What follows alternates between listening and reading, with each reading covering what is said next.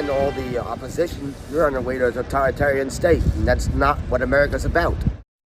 Protests in downtown Indy as the vice president holds another closed-door face-to-face meeting with Indiana's Republican leaders about redistricting. Thanks for joining us. First at 4, I'm Aaliyah Blackburn. And I'm Rafael Sanchez. It is the latest effort to get the Hoosier State to redraw its congressional map before the next election. Fox 59 State House reporter Hannah Adamson staked out that meeting in hopes of speaking with either the vice president, the governor, or even state leaders. And she shares how Democrats in the state are responding as well. Hannah? Well, following the VP's second visit to Indianapolis to talk about redistricting, no word yet from Republicans as to whether they will agree to a special session. The VP's motorcade arriving at the Indiana State Library around 10:30 this morning, with deliberations lasting for roughly 3 hours or so. Now, we do know the VP met with Governor Braun as well as the Senate and House Republican caucuses separately. We actually did run into the Indiana House Speaker both before and after their meeting.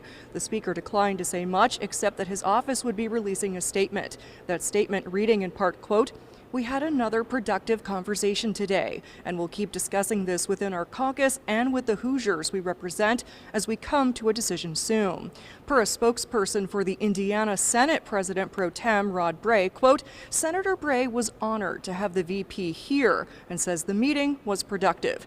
In a statement, Governor Braun says in part, quote, "I appreciated the thoughtful discussion about how our state is serving Hoosiers through common sense and strong leadership. We discussed redistricting and the importance of ensuring fair representation for every Hoosier." While Republicans were meeting, dozens of protesters gathered outside the state library, calling on lawmakers not to cave to pressure from Washington.